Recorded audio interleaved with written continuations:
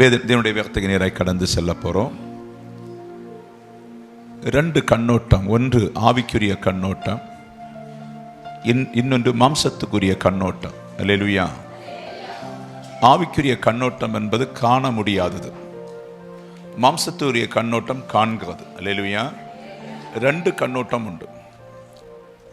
சில குடும்ப வாழ்க்கைகளில் ரொம்ப சீரோயாக இருப்பாங்க, ரொம்ப சீரோயாக இருப்பாங்க.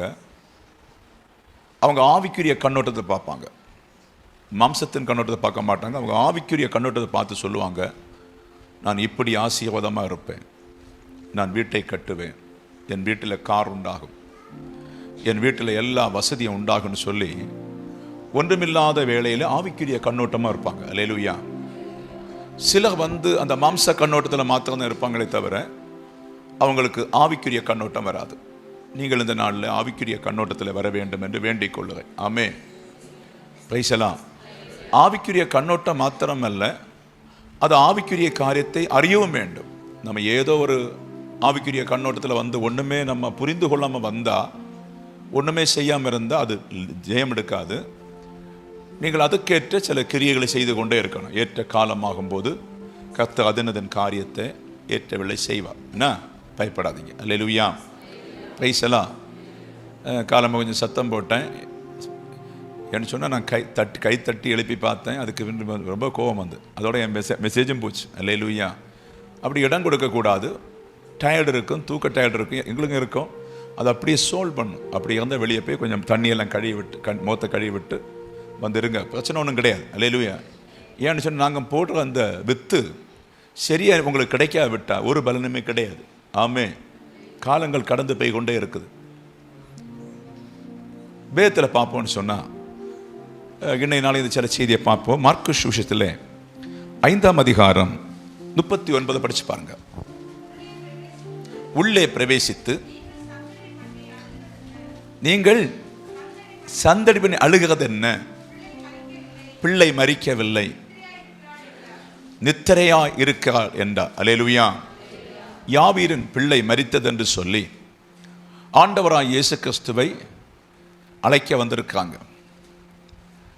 அழைத்த வந்த இடத்துல பின்பு ஒரு செய்தி வருகிறது, பிள்ளை இறந்து போச்சுன்னு செய்தி வருகிறது. இயேசு கிறிஸ்து அந்த பிள்ளையை நோக்கி போறார். இயேசு கிறிஸ்துடைய கண்ணோட்டம் அந்த பிள்ளை நித்திரையா இருக்கிறார். அல்லேலூயா. அவ்வளவுதான். நாம் கூட இந்த சரீரமும் ஜீவனும் எல்லாம் செத்தாலும் அவருக்கு முன்பாக ஒரு நித்திரை தான். அல்லேலூயா. நீங்கள் நான் ஒரு நித்திரை பண்ணுறதான், வேற ஒண்ணுமே கிடையாது. ஆவிக்குரிய மனுஷனுக்கு, மாம்சத்துக்குரிய மனுஷனுக்கு அல்ல. அப்ப ஆனபடி இயேசு கிறிஸ்துவை அந்த வீட்டுக்கு போகும்போது அங்க வெளியில பலரும் இருக்கிறாங்க. பலரும் இருந்து விட்டு அந்த பிள்ளை இறந்ததை குறித்தும் அந்த வீட்டை குறித்தும் ஏதோ எல்லாம் பேசிக்கொண்டிருக்கின்ற இடத்துல தான் இயேசு கிறிஸ்து போறார். இது நம்ம தமிழ்ல சொல்றது வாபாக்குற கூட்டம், குற்றம் சொல்லுகிற கூட்டம், தரை ஊதுகிற கூட்டம், இப்படி எல்லாம் தான் சொல்ல முடியும். அல்லேலூயா. ஒரு கவலை இல்லாதபடி, ஒரு ஃபீலிங் இல்லாதபடி, அந்த வீட்டை ஒன்றுமே இல்லாதபடி ஏதோ சொல்லி கொண்டிருக்க கூட்டம். அப்ப இயேசு கிறிஸ்து வெளியில போகும்போது, ஏன் கடந்து சத்தம் போடுறீங்க? அந்த பிள்ளை மரிக்கவில்லை, நித்திரையா இருக்கிறான்னு சொன்ன உடனே கிண்டல் பண்றாங்க. அல்லேலூயா. இது எதை குறிக்குன்னு சொன்ன, பெந்தேகோஸ்து அனுபவம் என்பது. மற்றவங்க சொல்லுவாங்க, இந்த வீடு இனி எங்கே எழும்ப போகாது, இந்த வீடு எப்படி நீ நல்லா இருக்க போகுது, ஒண்ணுமே நடக்காது, இந்த குடும்பம் ஆசீர்வதிக்கப்படாது, இந்த பிள்ளைகளுக்கு திருமணமாகாது, இந்த பிள்ளைகளுக்கு பிள்ளை செல்வம் கிடையாது, இவங்க தரித்திரராக இருப்பாங்கன்னு சொல்லி உலகம் சொல்லி கொண்டே இருக்கும். நல்லா புரிஞ்சு கொள்ளுங்க. அல்லேலூயா. உலகம் அதுதான் சொல்லி கொண்டிருக்கும். பெந்தேகோஸ்து என்ன நடக்க போகாதுன்னு சொல்லும்போது நீங்கள் ஆவிக்குரிய கண்ணோட்டத்தில் வாழ்ந்து கொண்டே இருக்க வேண்டும். இப்படி சொல்லுகிற மக்கள் மத்தியிலே என்னை கர்த்தர் எல்லாத்திலும் உயர்த்தி வைப்பார் என்று சொல்லி ஒரு மிகுந்த சமாதானத்தோடு கிறிஸ்துவை நம்பி ஆவிக்குரிய ஜீவத்தை கட்டி எழுப்பி கொண்டிருக்க வேண்டும் என்றுதான் பரிசுத்த ஆவியானவர் நாளிலே சபைக்கு சொல்லுகிறார். ஆமென்.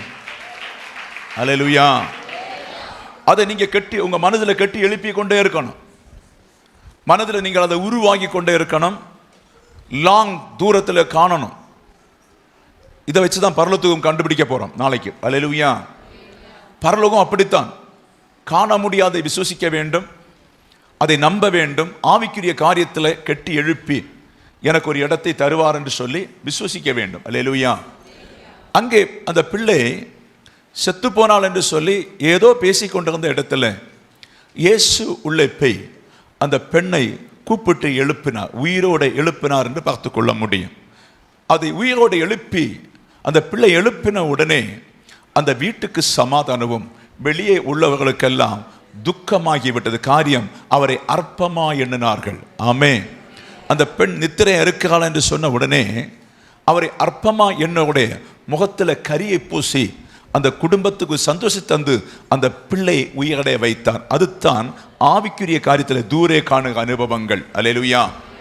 நீங்கள் அப்படி செய்து பாருங்களேன், நீங்கள் அப்படி சிந்தித்து பாருங்கள். ஆவிக்குரிய காரியத்தை உங்களுக்கு என்ன தேவை, உங்களுக்கு என்ன பிரச்சனை, எதுவாக இருந்தாலும் நீங்கள் ஆவிக்குரிய காரியத்திலே கட்டி எழுப்பி பாருங்க, மாம்சத்தின் கண்ணை விட்டு பாருங்க, ஒரு பெரிய மாற்றத்தை காண முடியும் என்று பரிசுத்த ஆவியானவர் இந்த சபைக்கு சொல்லுகிறார். நேற்றைக்கு தீர்க்கதரிசியை கொண்டும் சபை ஆசீர்வதிப்பேன்னு சொன்னார். உங்களையும் சிலரை ஆசீர்வதிப்பேன்னு சொல்லியிருக்கிறார். அல்லேலூயா. அதன்படி நீங்கள் ஆசீர்வதிக்கப்பட வேண்டும், சபையும் ஆசீர்வதிக்கப்பட வேண்டும், நீங்களும் ஆசீர்வதிக்கப்பட வேண்டும். பண கஷ்டமும் துன்பத்தில் இருக்கக்கூடாது. நீங்கள் ஆசீர்வதிக்கப்பட்டாதான் மற்றவங்களை ஆசீர்வாதத்தில் கொண்டு வர முடியும். நீங்கள் ஏதாவது நன்மை செய்யும் போது தான் மற்றவங்களை ஆசீர்வதிக்கப்படுவாங்க. அப்படி நீங்கள் கேட்க வேண்டும். நான் 10 பேருக்கு தர்மம் செய்யத்தக்கதை உயர்த்தி வையும்னு கேட்க வேண்டும். அல்லேலூயா. இப்படி கேட்டு பெற்றுக்கொள்ள வேண்டும். கொஞ்சத்திலே உண்மையா இருக்க வேண்டும். அப்ப நாளடை ஆகும்போது இந்த பிள்ளையை உயிர்ப்பித்தது போல உங்க குடும்பத்தில் எதெல்லாம் செத்து கிடக்கிறதோ அதையெல்லாம் கர்த்தர் உயிரடைய மேலே கொண்டு வருவதற்கு இஸ்ரவேலின் தேவனாகிய கர்த்தர் வல்லமை உள்ளவராய் இருக்கிறேன் என்று ஆவியானவர் சொல்லுகிறார். விசுவசிக்கிற பிள்ளைகள் கரங்களை தட்டி ஆண்டவருக்கு நன்றி செலுத்துவோம். ஆவியான உங்களுக்கு இன்றைக்கு பேசும்படி, ஆவியான இடைபடும்படி, ஆவியானுடைய வல்லமை கடந்து வரும்படி எல்லாரும் ஒரே மனமாய் ஒரே மனமாய் ஒரே மனமாய் தேவ பிரசன்னத்துக்கு முன்பாய் glory to God ஷேனேதராம் தனஸ்யா. ஆமென் ஆமென் ஆமென். ஓ நன்றி நன்றி நன்றி.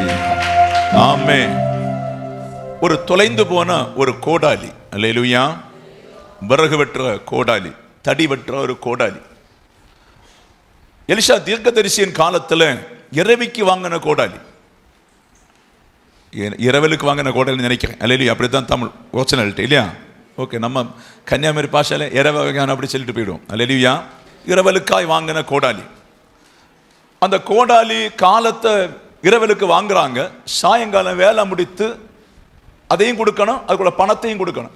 எவ்வளோ நேரம் அவங்க செலவழித்தாங்களோ அதுக்கு நம்ம ஊரில் கூட 20 ரூபாய் 50 ரூபாய் இப்படியெல்லாம் இருக்குது. எங்கள் இடத்துல கூட 100 ரூபாயெல்லாம் வாடகை கொடுக்க வேண்டும். அப்படி தான் வாடகைக்கு இரவலாய் வாங்கின கோடாலி மரத்தை வெட்டும்போது எங்கே விழுந்தது? தண்ணீருக்குள்ளே விழுந்து விட்டது. அப்போ உடனே கோடாலி தண்ணீருக்குள்ளே விழுந்து விட்ட உடனே இந்த மனுஷன் ஐயோன்னு சொல்லி கூப்பிடுவான். இரவலுக்கெல்லாம் வாங்கினேன், இது எப்படி இன்னைக்கு சம்பளம் இவ்வளோ, இந்த சம்பளத்தை முழுவதும் கொண்டு கொடுத்தாலும் முதலாகாது என்று சொல்லி ஒரு கலக்கத்தோடு அவர் பார்க்கிறார். அவருடைய கண்ணோட்டம் மாம்சத்துக்குரிய கண்ணோட்டம். அல்லேலூயா. அப்போ ஒரு மாம்சத்துக்குரிய கண்ணோட்டத்தில் அவர் கத்துகிறார். நம்முடைய வாழ்க்கையில் சில காரியங்கள் மாம்சத்துக்குரிய கண்ணோட்டமாக இருக்கிறது. நாம் நினைக்கிறது தொலைந்து போய்விட்டது, இனி அது கிடைக்காது என்று சொல்லி என்ன செய்கிறோம்? சில இடத்துல கதறது உண்டு, சில இடத்துல பலவிதமான புலம்பல் உண்டு. இது தீர்க்கதரிசியின் காதில் வருகிறது. ஆமே. எலிஷா தீர்க்கதரிசியின் காதில் வருகிறது. ஐயா, இரவைக்கு வாங்கின கோடாலி, இரவைக்கு வாங்கின கோடாலி தண்ணீருக்குள்ள விழுந்து விட்டது. அது எடுத்து கொடுக்காவிட்டா இன்னைக்கு என் சம்பளம் எல்லாம் பெய்விடும் ஐயா, இன்னைக்கு சம்பளம் கொண்டும் போகாது, இனி அதிகம் கொடுக்க வேண்டியிருக்கும் என்று சொன்ன உடனே அவர் ஆவிக்குரிய கண்ணோட்டத்தை வைக்கிறார். ஏன்னு சொன்னா ஆவிக்குரிய கண்ணோட்டம் வைத்தாதான் கர்த்தர் ஹெல்ப் பண்ணுவார், உங்களுக்கு உதவி செய்வார். ஆமே. நாம் மாம்சத்துக்குரிய கண்ணோட்டம் வைத்தால் ஆண்டவர் உதவி செய்ய முடியாது.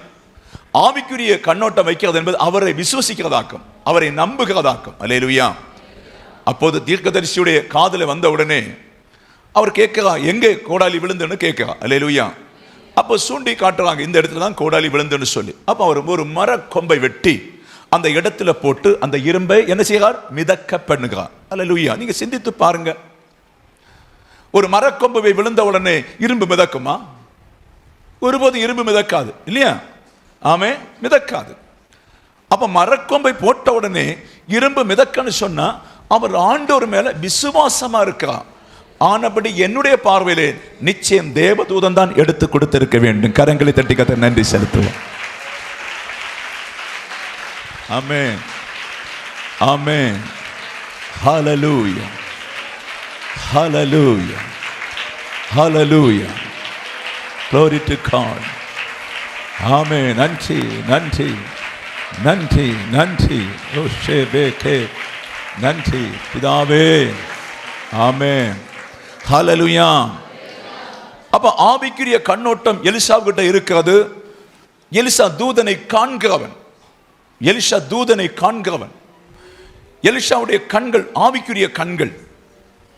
எலிசாவின் கண்கள் சாதா ஒரு மனுஷிக கண்கள் அல்ல. கேயாசிய கண்ணை திறக்க வைத்து பார்க்க செய்த மனுஷன். அல்லேலூயா.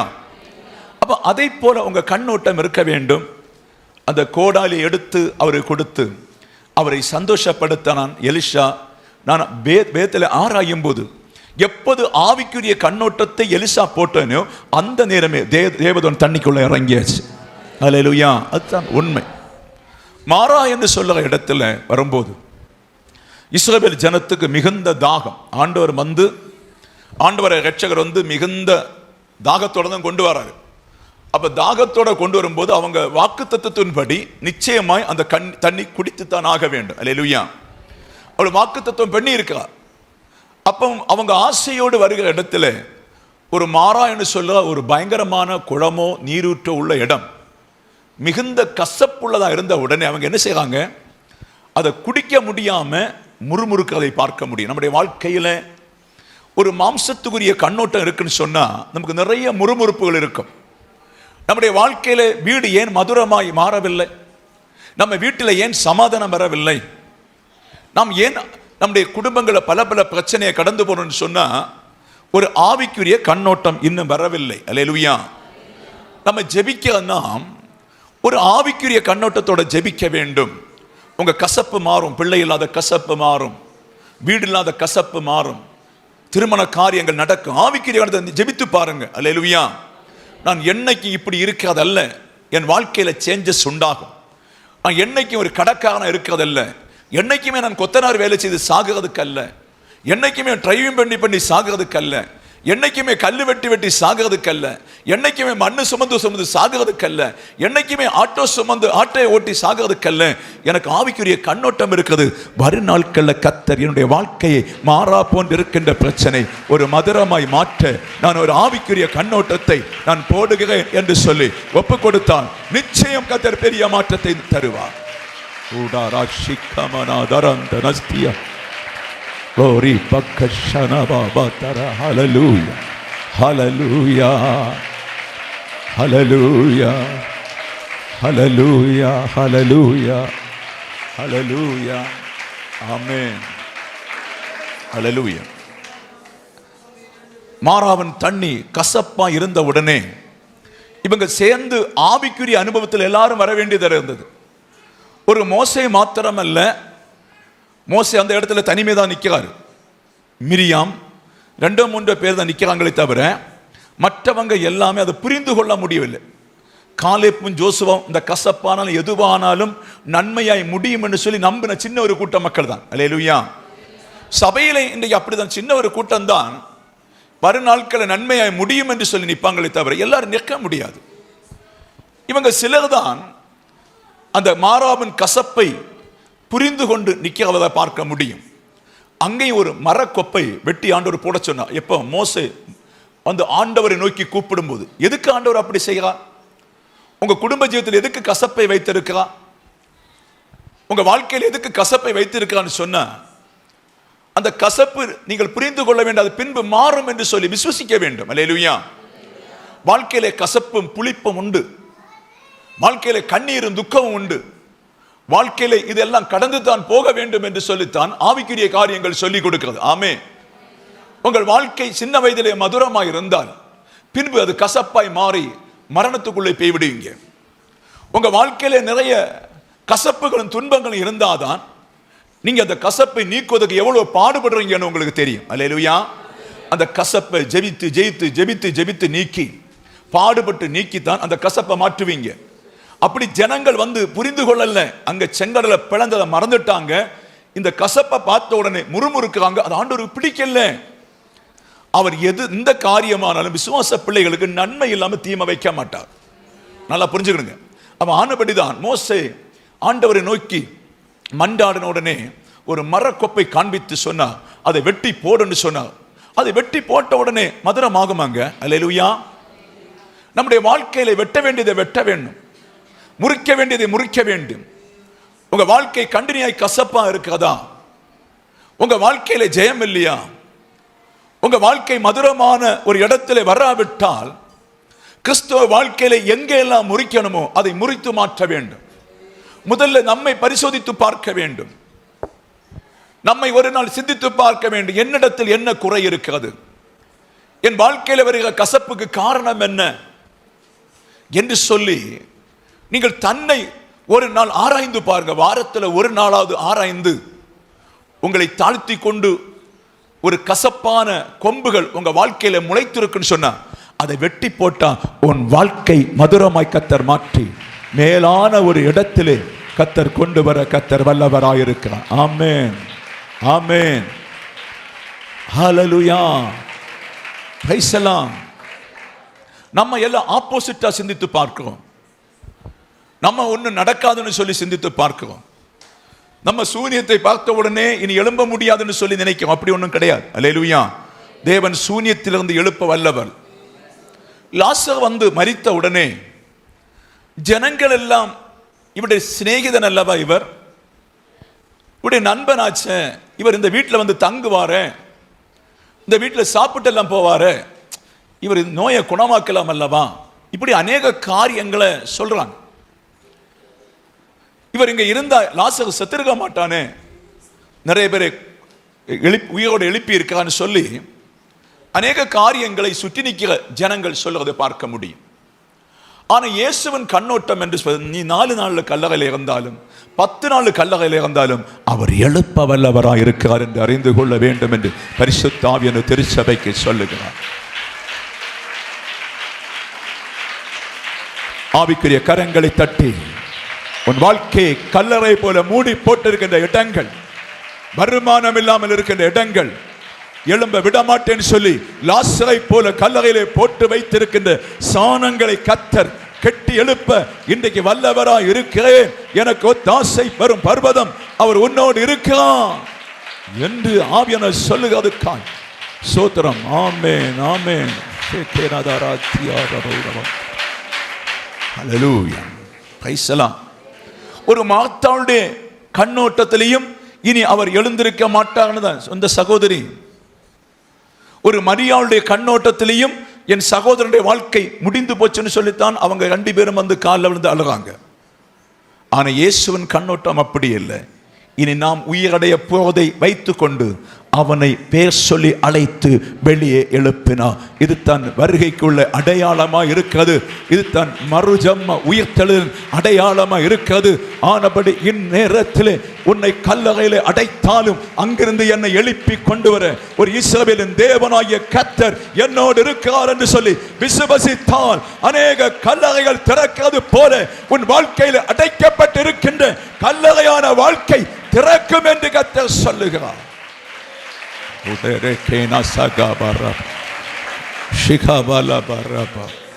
ஹல்லேலூயா.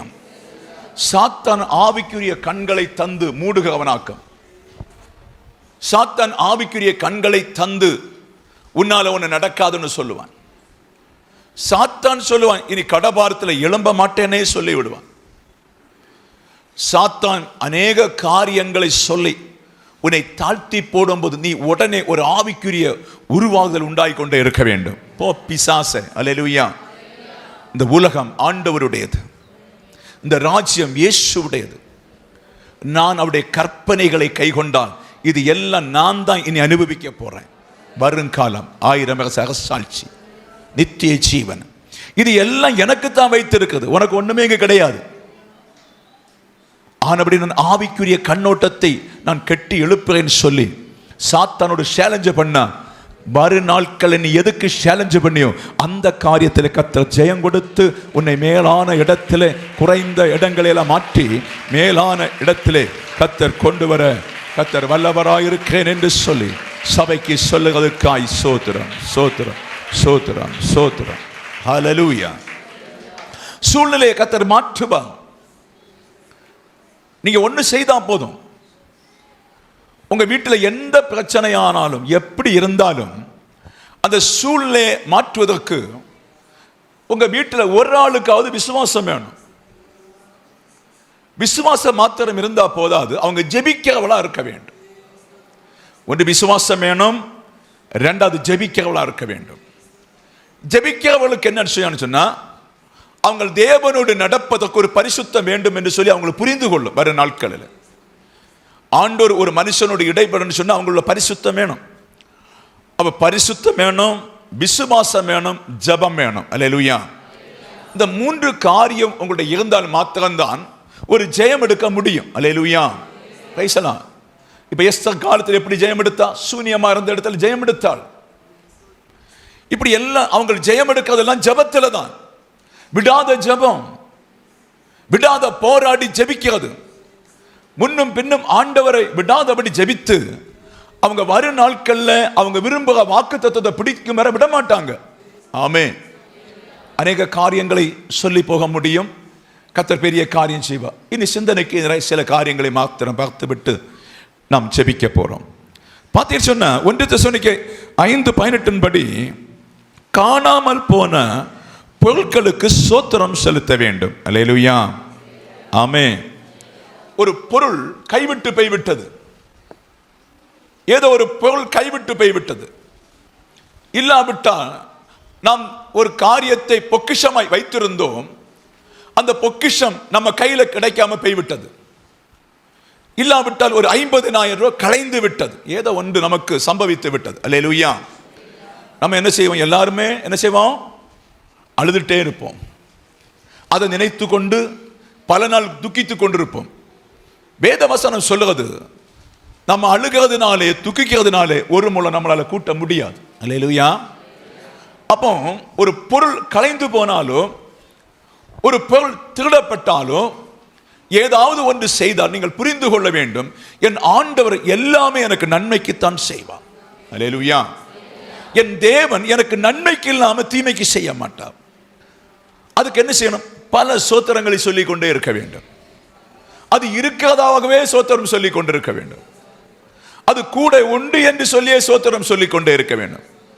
அப்படி ஸ்தோத்திரம் சொல்லிக் கொண்டு இருக்கும்போது சில நாட்கள் கழியும் போது 50,000 ரூபாய் காணாம போயிருக்கலாம், சில 50,000 திருடி இருக்கலாம், உங்களிலிருந்து ஒரு பொருள் கலைந்து போயிருக்கலாம். நீங்கள் உறுதியோடு நிற்கும் போது சில மாதங்கள் கழியும் போது அதுக்கு ரெட்டிப்பாய் தந்து கர்த்தர் உங்களை சந்தோஷப்படுத்த இஸ்ரவேலின் தேவன் இன்றைக்கும் உயிரோடு இருக்கிறார். அவர் மரிக்கவில்லை, அவர் உயிரோடு இருக்கிறார். அவர் ஜீவிக்கிற தேவன். விசுவாசி என்று கர்த்தர் சொல்லுகிறார். ஓ விசுவாசி, உன் வாழ்க்கை மாறும், உன் பிரச்சனை மாறும், உன் பிள்ளையுடைய வாழ்க்கை மாறும், உன் எதிர்காலம் நன்றாயிருக்கும். நீ உத்தமையா இருந்து கர்த்தரை சேவி, ஒன்றுக்கும் பயப்படாதே. அல்லேலூயா. யோபுடைய வாழ்க்கையில இரட்டிப்பான ஆசீர்வாதம் கிடைத்தது காரணம் கர்த்தர் தந்தார், கர்த்தர் எடுத்துக்கொண்டார். அல்லேலூயா. அவர் எனக்கு தந்தார், அவர் என் பிள்ளைகள் எல்லாம் எடுத்துட்டார். ஸ்தோத்திரம். அல்லேலூயான்னு சொல்லி முடித்து விட்டார். துக்கம் இல்லாம இல்லை, துக்கம் இருக்காது. ஒரு இடத்துல சொல்லுங்க, என் பிள்ளைகளுக்காக நான் புலம்புகிறேன் சொல்லுகிறார். அல்லேலூயா. துக்கம் போகாது. துக்கம் இருந்தாலும் அவருக்கு நல்லாய் தெரியும், பிள்ளைகளும் என்னுடையதல்ல, நானும் அவருடையதல்ல, தந்திருக்கின்ற சகல ஆஸ்தியும் என்னுடையதல்ல, ஒன்றுமே என்னுடையதல்ல, என் மனைவி என்னுடையதல்லன்னு சொல்லி அவருக்கு தெரிகிறதுனால அவர் சொல்ல, அவர் எடுப்பதற்கும் அதிகாரம் உண்டு, கொடுப்பதற்கும் அதிகாரம் உண்டு. ஆனபடி ஒன்னோட்ட கேட்க முடியாது. சரியா? அல்லேலூயா. ஒன்று கேட்க முடியாது. ஆனபடிதான் யோபு ஆழமாய் ஆண்டவரை அறிகிறதுனால தான் கர்த்தர் தந்தார், கர்த்தர் எடுத்தார் என்று சொல்லி சந்தோஷமா இருந்தார். சந்தோஷம் இல்ல, துக்கமா தான் இருந்தார். ஆனா கடைசி நாட்கள்ல இரட்டிப்பான ஆசீர்வாதத்தை அவர் பெற்றுக்கொண்டார் என்று பார்த்துக் கொள்ள முடியும். அப்ப பவுல் நிருபத்தில் எழுதும் போது எல்லாமே எப்படி உங்களை சந்தோஷப்படுத்துவதற்கு எழுதுகிறார் சில இடத்துல. ஆனால் அவர் இருப்பது சிறைச்சாலையில். அவருடைய ஆழ்ந்த கண்ணோட்டம் என்னன்னு சொன்னா, இந்த மாம்ச சரீரம் அழியும் போது நித்தியமான ஒரு இடம் அவருக்கு கிடைக்க போகுது. அல்லேலூயா. ஒரு மாம்ச சரீரம் அழியும். இந்த மாம்ச சரீரம் நிச்சயமாக அழிந்துத்தான் ஆகும். ஆனபடி ஒரு அறியாத ஒரு இடத்தை அவர் அறிந்திருக்கிறார், போய் கண்டிருக்கிறார். அல்லேலூயா. ஆவியில அந்த இடமெல்லாம் அறிந்திருக்கிறார். ஆனபடிதான் அவர் ஆவிக்குரிய சந்தோஷத்தை நிறைவேல வைத்துக் கொண்டு மாம்ச சந்தோஷத்தை அடுத்து தள்ளுறதுனால தான் சபைக்கு நீங்கள் சந்தோஷமா இருங்கன்னு சொல்லுங்க. அல்லேலூயா. நீங்கள் துக்கப்பட வேண்டிய அவசியம் இல்லை. எந்த பிரச்சனையானாலும் உங்களை மேற்கொள்ள முடியாது. நீங்கள் உத்தமத்தில் இருங்க. எந்த பிரச்சனையாலும் உங்களை மேற்கொண்டு போக முடியாது. காரியம் உங்களுக்கு திராணிக்கத்தக்கதான் சோதனை உண்டாகுமே தவிர அதுக்கு மேல உண்டாகாது. அல்லேலூயா. யோபுவை நேசித்தார், அவனை தான் சோதனையில் கொண்டு வர முடியும். அவனத்தை நேசித்தனால அவனுடைய பிள்ளைகளை கொல்லுகிறான்.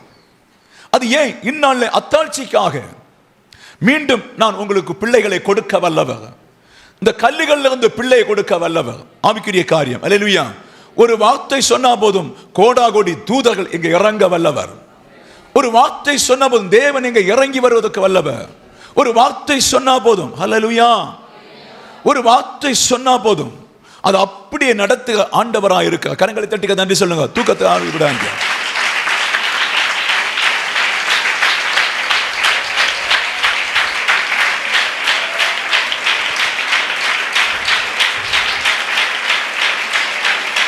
ஆமென், ஆமென், ஆமென். நம்முடைய வாழ்க்கையில இது தொலைந்து போச்சு, நம்முடைய வாழ்க்கையில என்னென்ன காரியம் தொலைஞ்சு போச்சு, நம்முடைய வாழ்க்கையில நிம்மதி தொலைஞ்சு போச்சு, நம்முடைய வாழ்க்கையில சமாதானம் தொலைஞ்சு போச்சு, நம்முடைய வாழ்க்கையில வேலை தொலைஞ்சு போச்சு, நம்முடைய வாழ்க்கையில நினைத்திருந்த காரியம் தொலைஞ்சு போச்சு. இப்படி அநேக காரியங்கள் தொலைந்து போகும்போது உனக்கு நன்மைக்கு தான் அவர் செய்வார் என்று சொல்லி சோத்திரம் சொல்லி கொண்டே இருக்கணும். உங்க புருஷன் விட்டு போனாரா? நன்மைக்கு தான், ஏதோ ஒன்று ரட்சிப்பதற்காக.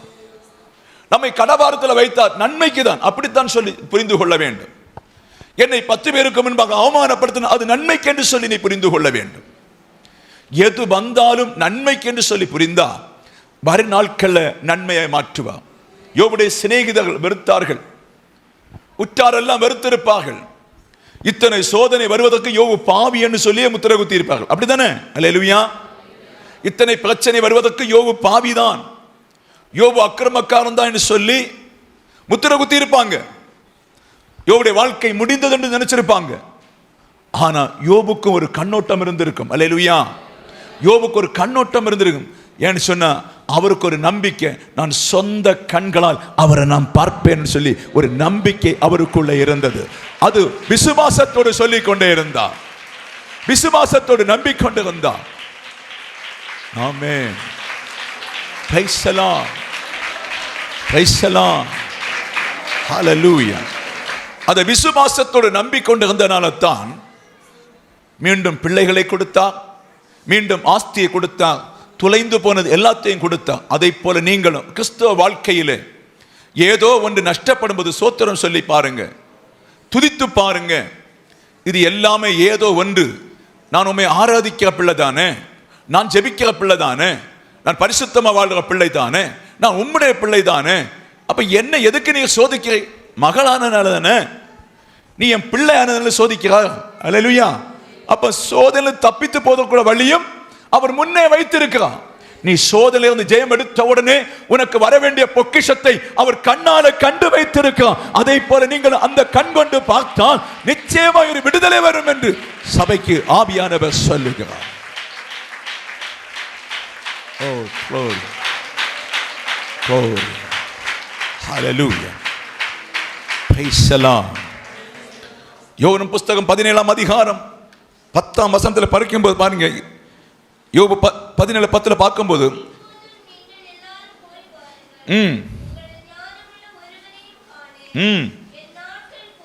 என் நாட்கள் போயிட்டு,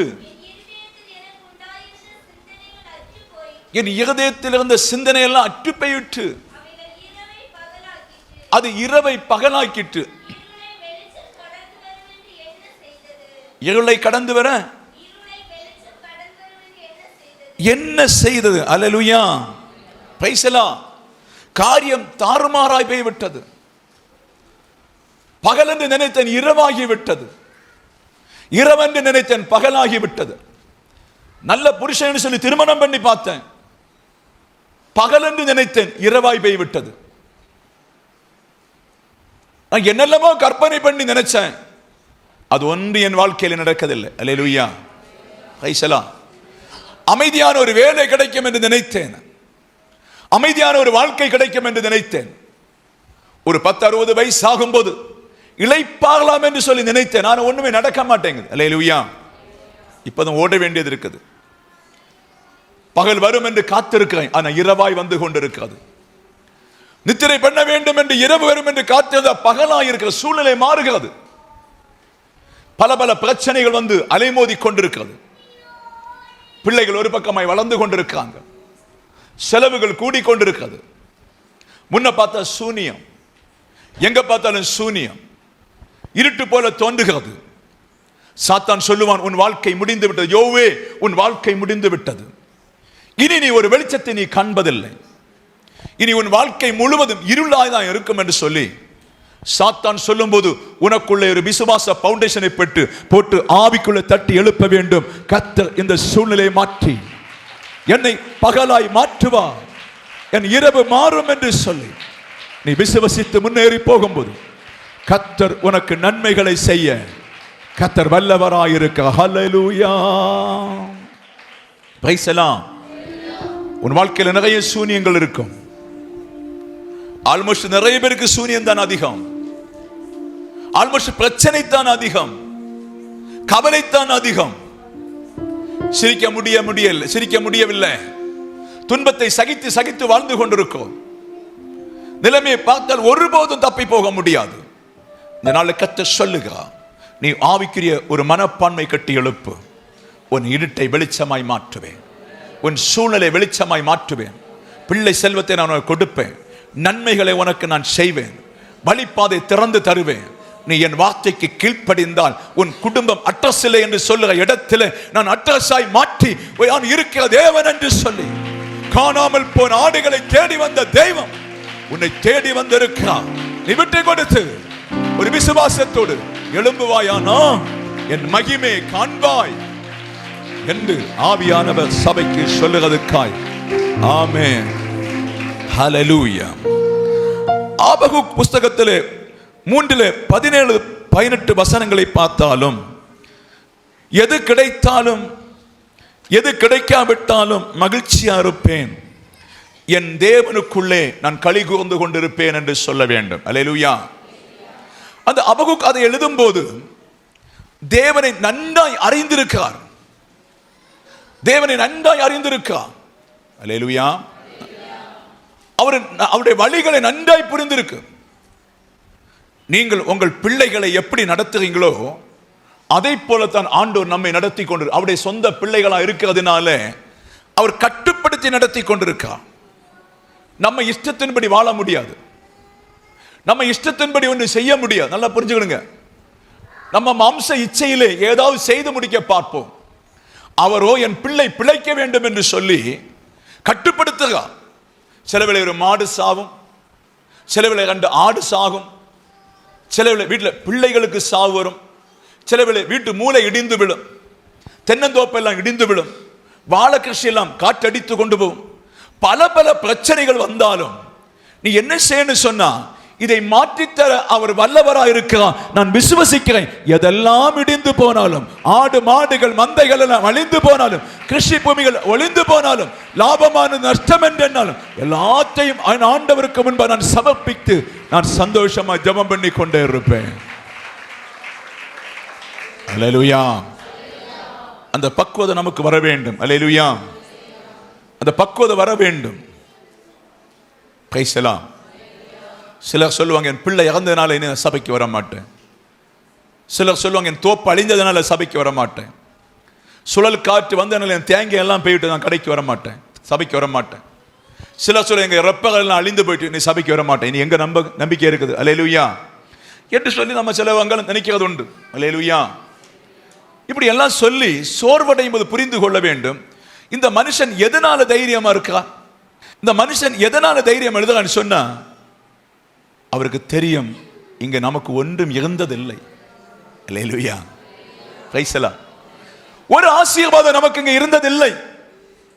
நாம் பிறந்ததெல்லாம் சூனியத்திலே ஆக்கும், நான் வாழ்ந்ததெல்லாம் சூனியத்திலே ஆக்கும், நம்முடைய வாழ்க்கை முழுவதுமே சூனியமா இருந்த வாழ்க்கையாக்கும்.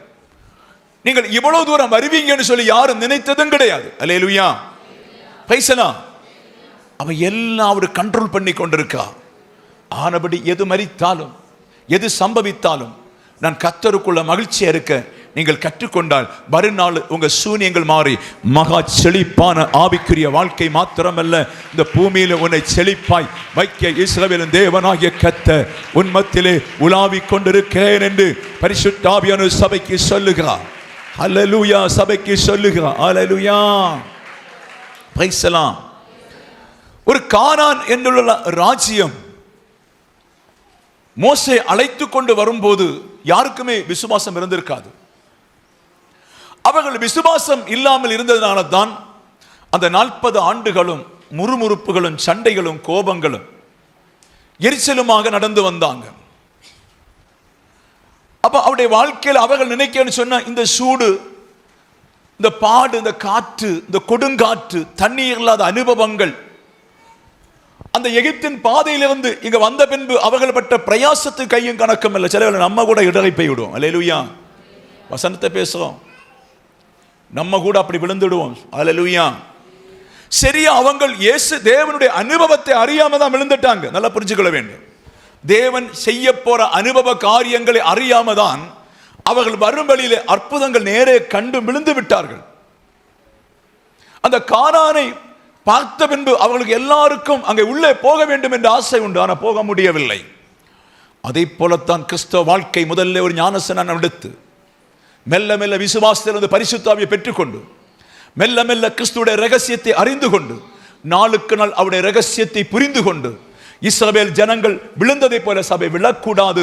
நீ எப்பரும் கண்ணோட்டமாய் பரலோகத்தை விசுவசித்து தரித்திரம், நஷ்டங்கள், வேதனை, பாடுகள், நிந்தைகள், வனாந்திரம் வரும்போது உறுதியாய் பிடித்துக் கொண்டு நடக்க வேண்டும் என்று பரிசுத்த ஆவியானவர் திருச்சபைக்கு சொல்லுகிறார். ஹல்லேலூயா, பிரைஸ் தி லார்ட். எப்போது அந்த மனப்பக்குவத்தை வச்சுக்கொள்ளணும், அந்த மனப்பக்குவத்தை வச்சுக்கொள்ளணும். ஹல்லேலூயா. நான் பெற்ற பிளஸிங் உங்களுக்கு சொல்ல மாட்டேன், ஆனா பிளஸிங் நிறைய பிள்ளைகளுக்கு இருக்கிறது. நீங்க பெற்றுக்கொள்ளுங்க, அதை விட்டு விட்டா நீங்க பெற்றுக்கொள்ள முடியாது. ஹல்லேலூயா. அது பெற்றுக்கொள்ள வேண்டும், பெற்றுக்கொள்ள முடியும். உன் வாழ்க்கையில் நீ எதை கேட்டாலும் கர்த்தர் தர வல்லவர். ஆனால் அது ஆவிக்குரிய காரியத்தில் நீ கட்டி எழுப்ப வேண்டும். இன்னைக்கு சபைக்கு அதுதான் சொல்லுக. வனாந்தரமான இடத்தில் நடத்தி கொண்டு வந்தாலும் உன் பார்வை பரலோகம். நான் அங்கே இளைப்பாறுதல் இடத்துக்கு தான் போறேன். என் வருத்தம் என்னோடு முடிந்து விடும். நான் இளைப்பாறுதலை காணும்படி புறப்பட்டு போறபடினாலே எந்த நஷ்டங்கள் வந்தாலும், எந்த எதிர்கள் வந்தாலும், எந்த போராட்டம் வந்தாலும் அந்த தடைகளை உடைத்து நான் கடந்து போய் நான் அடைய வேண்டிய இடத்தை அடைவேன் என்று சொல்லி விசுவாசிப்பாயானால் தெய்வீக மகிமை உன்னை கொண்டு போகும்.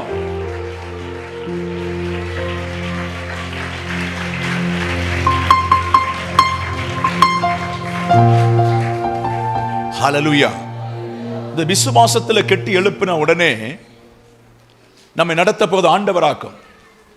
ஆவியிலே நீங்கள் கெட்டி எழுப்பும் போது தேவதூதனுடைய கட்டளை போடுகிறார். இவன் தன் தகப்பனை நம்பவில்லை, உலகத்தை நம்பவில்லை, யாரையுமே அவன் நம்பவில்லை, யாரையுமே அவன் நம்பவில்லை. என்னிடத்திலே விசுவாசமா இருக்கிறான். என்னிடத்திலே விசுவாசம் இருக்கிறதுனால தூதனிட்டு கட்டளை போடுகிறா. நேற்று அவர் சொன்னார் 2 தூதன் என்று சொல்லி. அல்லேலூயா, பிரைஸ் தி லார்ட். ஆமென். 2 தூதன் சொன்னார்.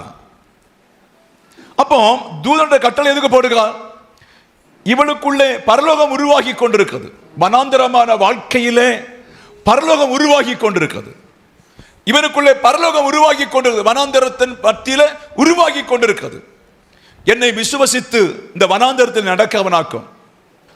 தூதனோடு சொல்லுவா, இந்த குடும்பத்தை ஆசீர்வதிக்கும் வரை நீ பூமியில நின்று ஆசீர்வதித்து வான்னு சொல்லி அனுப்பினா உன் வீடு நிச்சயமாய் ஆசீர்வதிக்கப்படும் வரை அந்த தூதன் உன்னோடு நடந்து, உன்னோடு இருந்து, உன்னோடு உட்கார்ந்து உன் காரியங்களை எல்லாத்தையும் வாய்க்க பண்ணு, உனக்குள்ள காரியங்களை சரி பண்ணி ஏற்ற வேளையிலே அற்புதங்கள் அடையாளங்களை செய்து வைக்காம போகவே மாட்டார்.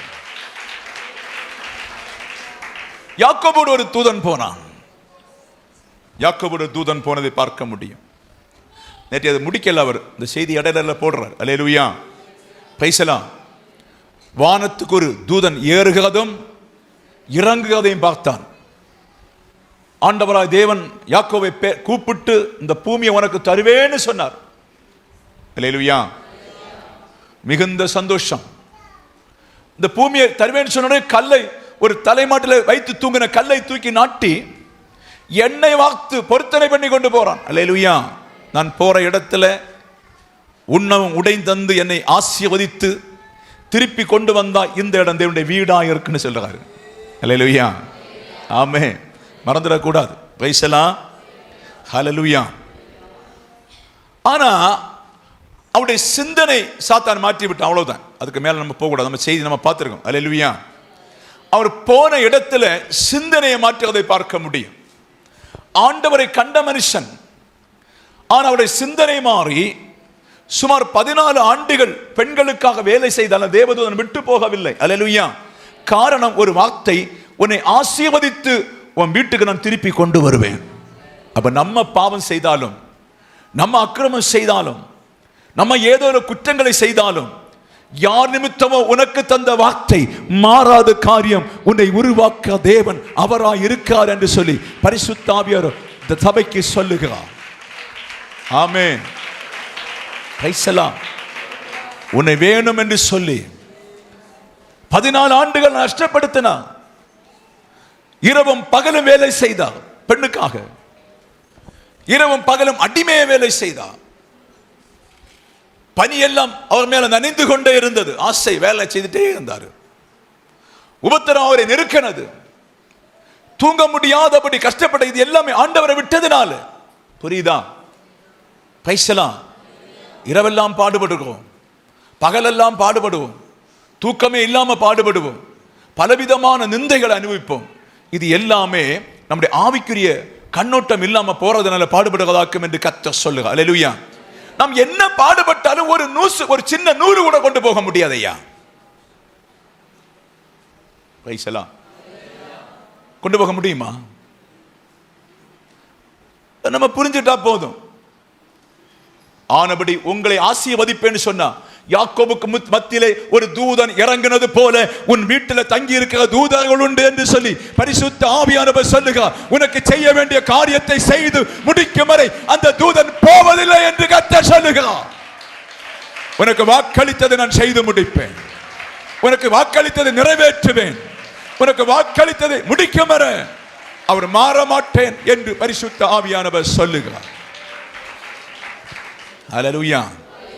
உனக்கு அம்மா கைவிட்டாலும், உனக்கு அப்பன் கைவிட்டாலும், உன் சகோதரன் உன்னை கைவிட்டாலும் உன்னை நேசிக்க ஒரு கர்த்தர் இருக்கார். அவ்வளவுதான். அல்லேலூயா. அவர் உன்னை கைவிட மாட்டா. அவர் ஏற்ற நேரத்தில் உனக்கு ஒரு அற்புதத்தை செய்து உன் துக்கத்தை சந்தோஷமாய் மாற்ற ஒரு தேவன் உண்டு என்று சொல்லி தீர்க்க தரிசனமாய் கர்த்தர் உன்னோடு பேசி கொண்டிருக்கிறார் என்பதை அறிந்து கொள்ள வேண்டும் என்று கர்த்தர் சொல்லுகிறார். உனக்கு முன் வைத்திருக்கிற பொக்கிஷம் மகா பெரிது இருக்கிறது, மகா பெருசா இருக்கிறது என்று அறிந்து கொண்டு கடந்து போ. ஹல்லேலூயா, பிரைஸ் தி லார்ட். கடைசி தேவனுடைய பிள்ளையை நாம் மிகவும் கவனமாக இருக்க வேண்டும்.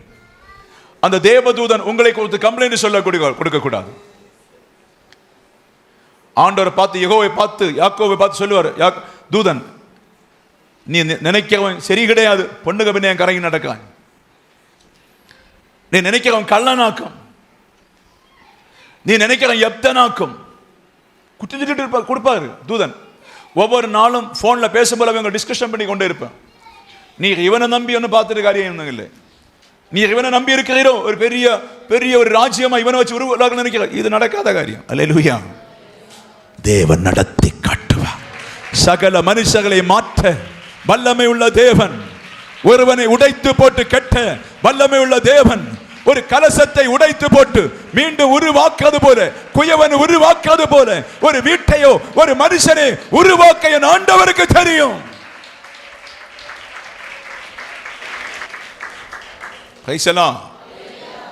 அவர் என்ன உருவாக்கன்னு சொன்னா என்ன உருவாக்க அவருக்கு முடியும். என்ன ஒரு மனுஷனாலையும் உருவாக்க முடியாது. அவர் தான் என்னை உருவாக்கினார். அல்லேலூயா.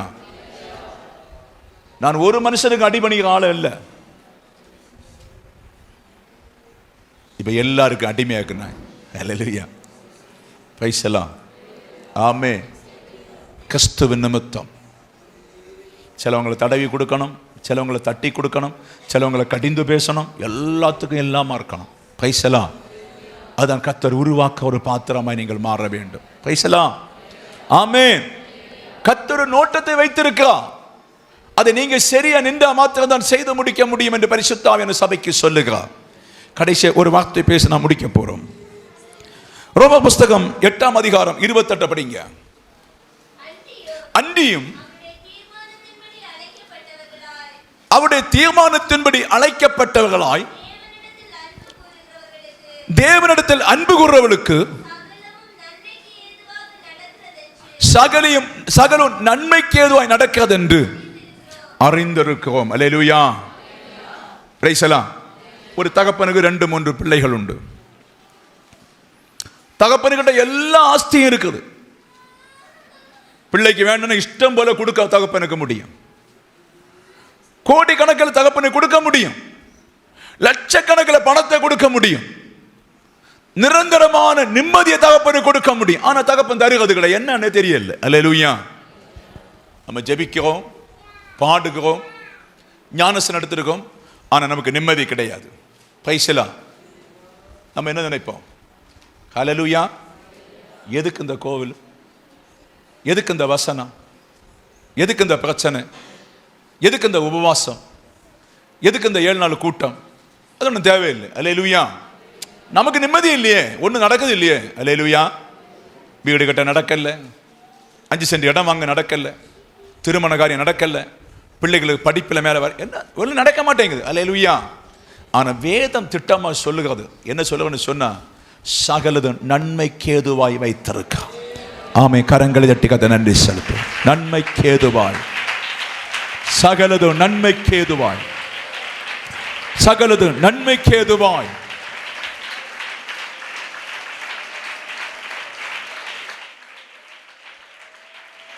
உன் வாழ்க்கை எது குறைந்தாலும், நீ நினைத்தபடி உன் வாழ்க்கை அமையாவிட்டாலும், நீ நினைக்கிற வேலை சரியாய் நடக்காவிட்டாலும், உன் லட்சியம் தோற்றாலும் அவன் நன்மைக்கு ஏதுவாய் நடத்துவான்.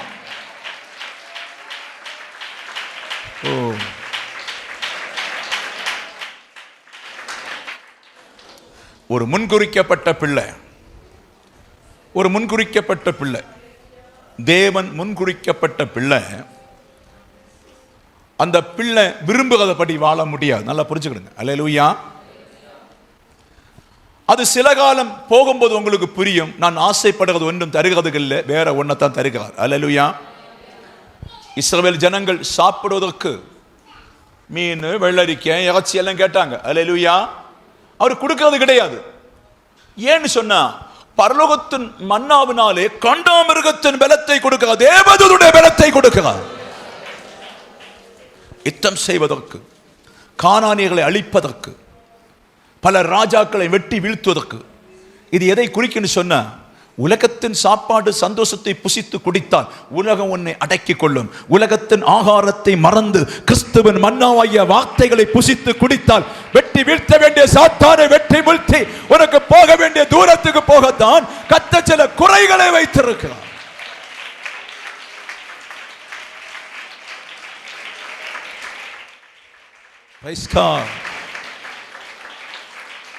சில தம்பிமார் என்ன செய்யறாங்கன்னு சொன்னா, அந்த சாத்தானுக்குள்ள அடங்கிடுறாங்க. சில பெம்பிள்ளைங்களும் சாத்தானுக்குள்ள அடங்கி அப்படியே போவாங்க.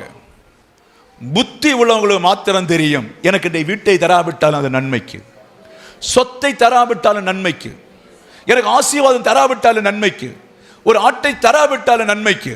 எல்லாம் அவங்க புரிந்து கொள்ள முடியும். காரியம், நீ போராடி ஜெயம் எடுத்து பெற்றுக்கொள்ள வேண்டும். ஹல்லேலூயா. Praise the lord. நீ போராடி ஜெயமெடுத்து பெற்றுக்கொள்ளும் காரியம் உலகம் யாருக்கிட்ட இருக்கு? சாத்தான் கையில் இருக்கு. அந்த உலகத்தை உனக்கு தந்த எப்படி? நீ சாத்தானாய் மாறுவாய். புரியுதா? சாத்தான் கையில் இருக்கின்ற உலகம், அவன் இன்றைக்கு உலகத்தை அட்டி படைக்கிறது எல்லாமே உலக இச்சையை வச்சாக்கும். அதை உங்களுக்கு தந்த எப்படி இருக்கு ஐயா?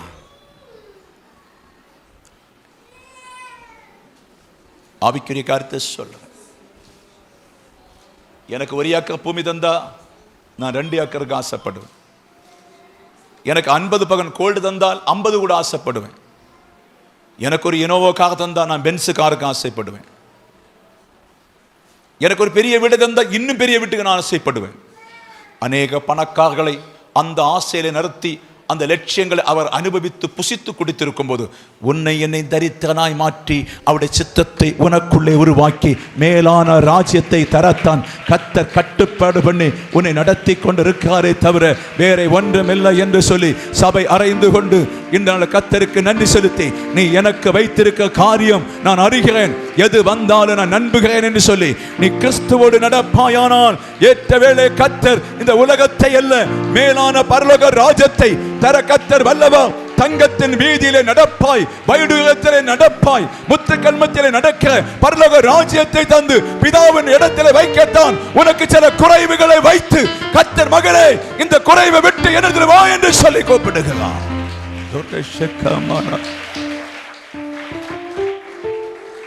ஹல்லேலூயா. ஆபிரகாம் திரளான இடங்களை கர்த்தர் கொடுத்தார், அவர் அதை வெறுத்தார். ஐசலா. நமக்கு இடத்தை தருவதும் வீட்டை தருவதும் பசுமாட்டை தருவதும் நமக்கு போதுமானதை எடுத்து பிழைத்து கொண்டு மீதி எல்லாம் நன்மை செய்வதற்கு மாத்திரம்தான். ஹல்லேலூயா. உங்களுக்கு போதுமானதை எடுத்துக்கொண்டு மீதியா இருக்கிறதை நன்மை செய்ய தொடங்கும் போது கர்த்தர் பரலோகத்தை கட்டி எழுப்புவார். வேத வார்த்தை இன்றைக்கு அநேக இடத்துல மோசமா இருக்காது. அநேக திருச்சபைகள் தவறாய் போதித்துக் கொண்டிருக்காங்க.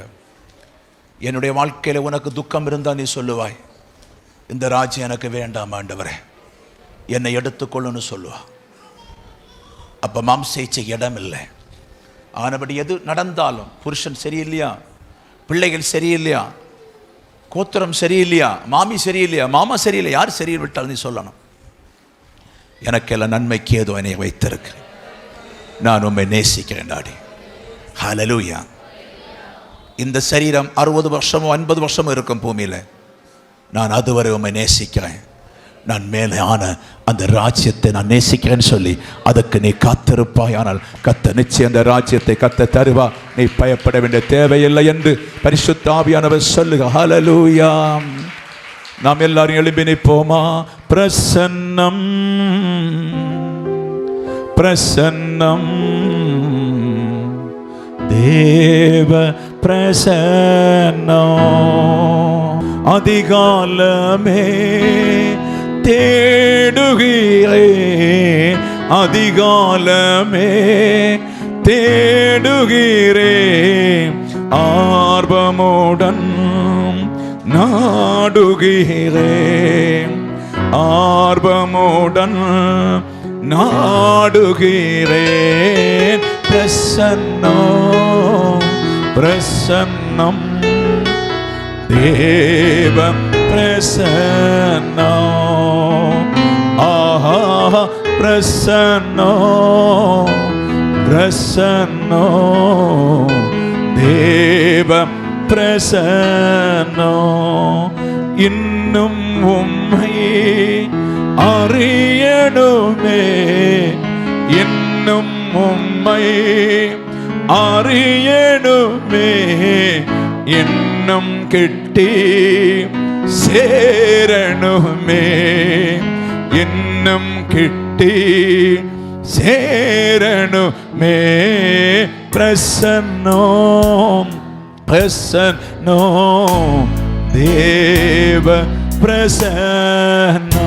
ஹல்லேலூயா. கரங்களை தட்டி கர்த்தருக்கு நன்றி செலுத்து. ஹல்லேலூயா.